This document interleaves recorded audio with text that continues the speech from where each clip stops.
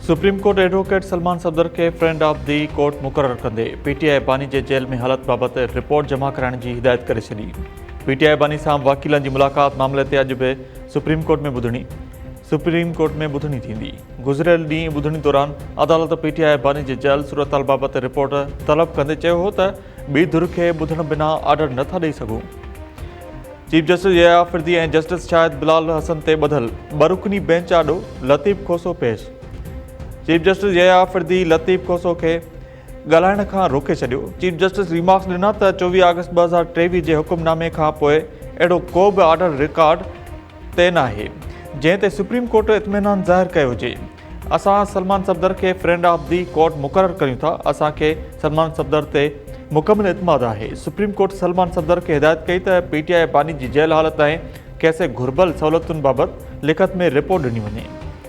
Chief justice चयो त ज़हन में रखो Salman Safdar friend of the court आहे। कैसे जेल ॿाहिरियां इंतज़ारु न करायो वञे। उमेद आहे त एतिराम सां असांजे फ्रेंड ऑफ दी कोर्ट खे अॾियल जेल में पीटीआई बानी ताईं रसाई ॾिनी वेंदी।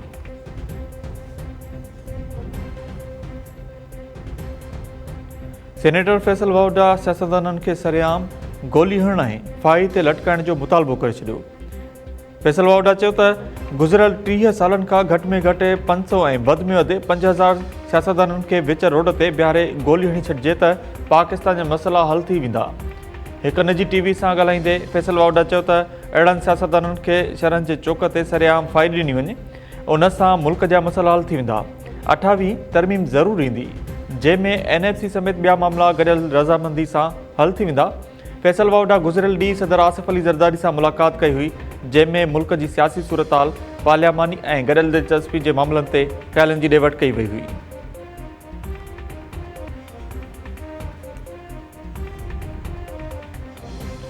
फील्ड मार्शल आसिफ मुनीर चयो आहे त किरदार जुरत ऐं क़ाबिलियत पाक फ़ौज जा बुनियादी क़दर आहिनि। बैनुल अक़वामी मशक़ूं गॾियल तयारी ऐं जदीद जंगी टेक्निकल अख़्तियार करण में मददगार साबित थियनि थियूं। कारियान में नई international Pakistan army team expert मुक़ाबले में फील्ड मार्शल जो ख़िताब। ISPR मूजिबि नओं international Pakistan army team expert मुक़ाबिलो कामयाबी सां पुॼाणी ते पहुतो। फील्ड मार्शल आसिफ मुनीर ख़ुसूसी शिरकत कई। फील्ड मार्शल शिरकत कंदड़ टीमुनि खे पेशावराना महारत जिस्मानी ऐं ज़हनी सलाहियतुनि जो मुज़ाहिरो करण ते साराहियो। टीम एक्सपर्ट मुक़ाबिलो 60 कलाकनि ते ॿधल सख़्त ऐं पेशावराना पेट्रोलिंग मश्क़ आहे। मश्क़ जो मक़सदु टीमुनि विच में जदीद अस्करी ख़्यालनि, जंगी तजुर्बनि ऐं बहितरीन अमली महारतनि मां फ़ाइदो हासिलु करणु आहे। मुक़ाबले में बहरीन, बांग्लादेश, मिस्र, इराक, उर्दन समेत 19 मुल्कनि जी टीमुनि शिरकत कई। फील्ड मार्शल निमाया कारकर्दगी ॾेखारींदड़नि में इनाम विरहाया।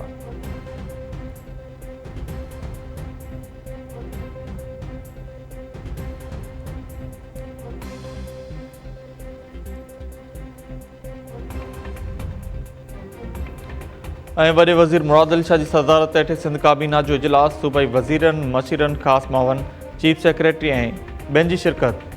लाड़काणे में फ्रूट एंड वेजिटेबल मार्केट क़ाइमु करण जी मंज़ूरी ॾिनी वई। बोर्ड ऑफ रेवेन्यू ऐं सिंध इंफॉर्मेशन टेक्नोलॉजी विच में ई-स्टैम्पिंग हलाइण लाइ मुआहिदे जी मंज़ूरी। सिंध काबीना समुंड पार पाकिस्तान लाइ डिजिटल प्रॉपर्टी रजिस्ट्रेशन जी मंज़ूरी ॾेई छॾी।